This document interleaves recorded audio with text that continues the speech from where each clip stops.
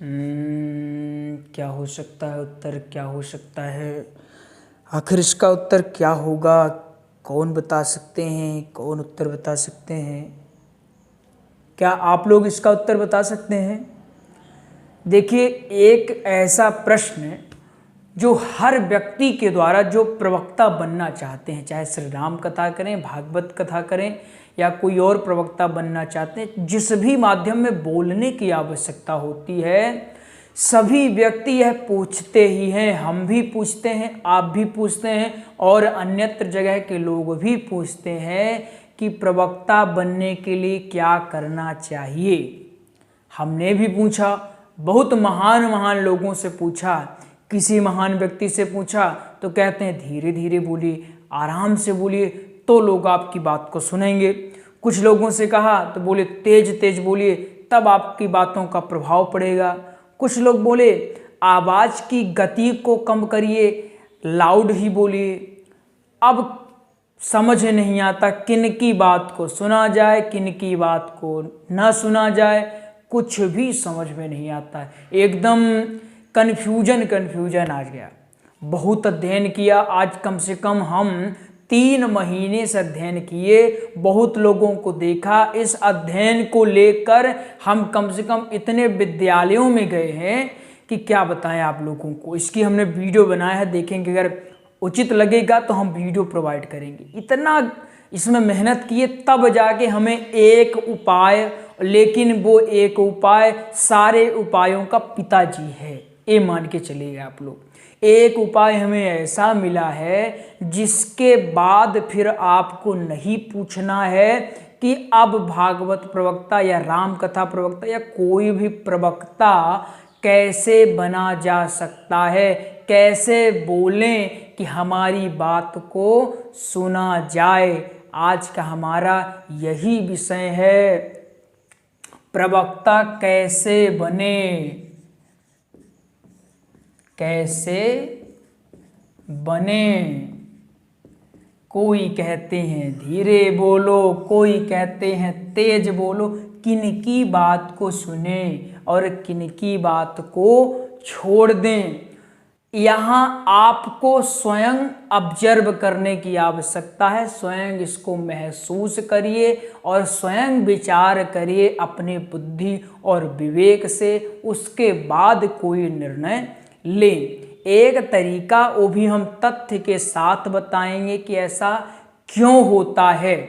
वो एक तरीका आप लोग नोट करें। वो एक तरीका क्या है? बहुत ही विशेष तरीका। हम सिर्फ एक तरीका बताएंगे और बाकी तरीका आपको पता है कि बोलना कैसे है, ट्यूनिंग कैसे है। लेकिन अगर हम ये मान के चलें आपको कुछ भी नहीं आता है तो भी एक अगर तरीका आप अच्छे से करेंगे, ये बताने की बात नहीं है, ये आप स्वयं खोजबीन करिए, जांच करिए, पड़ताल करिए, तब इसको पालन करिए। वो तरीका क्या है? समय पर अपनी बात को कहना बहुत ही महत्वपूर्ण है। समय पर अपनी बात को कहना है तो बहुत आसान शब्दों में, लेकिन इसमें सारे वो गुण, सिर्फ इसी लाइन में सारे वो गुण सम्मिलित हैं जो आपको एक कुशल वक्ता बनाने में निर्णायक साबित होंगे। वो कैसे? आप देखिए, यदि आपको अच्छा ज्ञान है, बोलने की अच्छी कला है, आपको पता है, संगीत भी आपको अच्छा आता है, लगभग सभी गुण आप में विद्यमान हैं जो एक वक्ता में होने चाहिए, लेकिन आप किसी बात को समय अनुसार नहीं करते, समय अनुसार बात को नहीं करते।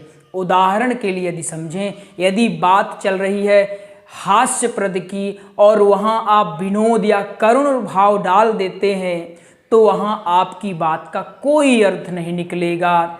दूसरा उदाहरण समझे, यदि बात चल रही प्रेम प्रसंग का, आप वहाँ वीर रस का कुछ डाल देते हैं तो आपकी बात का कोई अर्थ नहीं निकलेगा। आपको फिर धीरे धीरे इग्नोर या नज़रअंदाज किया जाने लगेगा।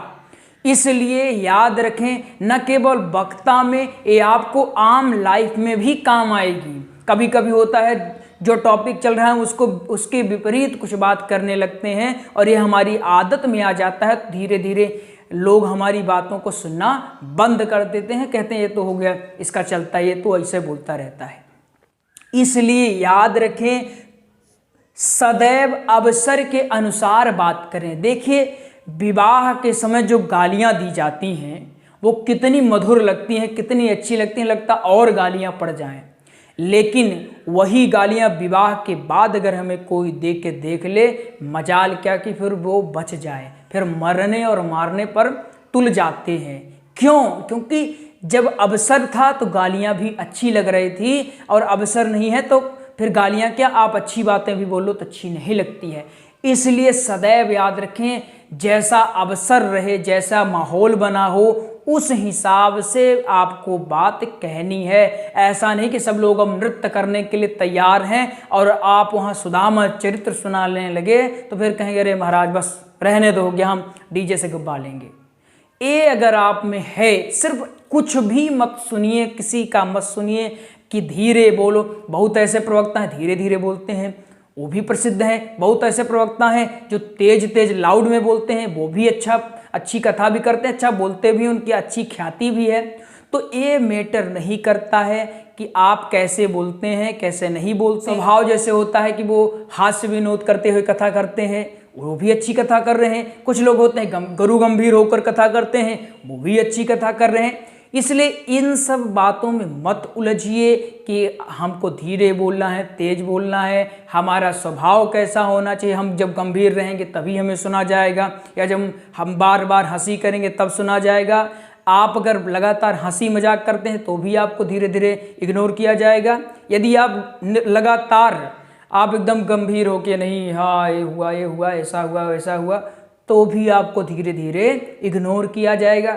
इसलिए हास्य भी हो, करुण भी हो, प्रेम भी हो, और रुदन वाली जब प्रसंग आए तो रुदन भी, उसमें आप सम्मिलित हो जाइए। जैसा प्रसंग चल रहा है उसके अनुरूप बनिए, तब जाके आपकी बात को सुना जाएगा। इसको गांठ मार लीजिए, बहुत ही इम्पोर्टेंट प्रसंग है।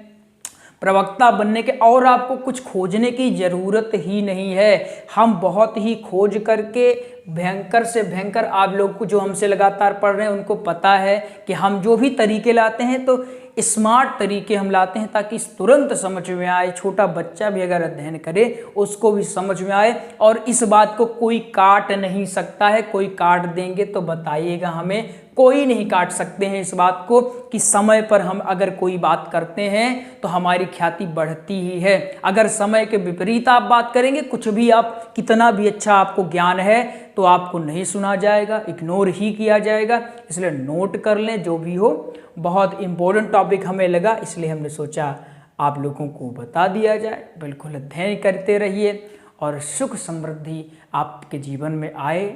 जय जय श्री राधेश्याम, जय जय शिव शंकर भोले बाबा की जय हो। जय प्रभु।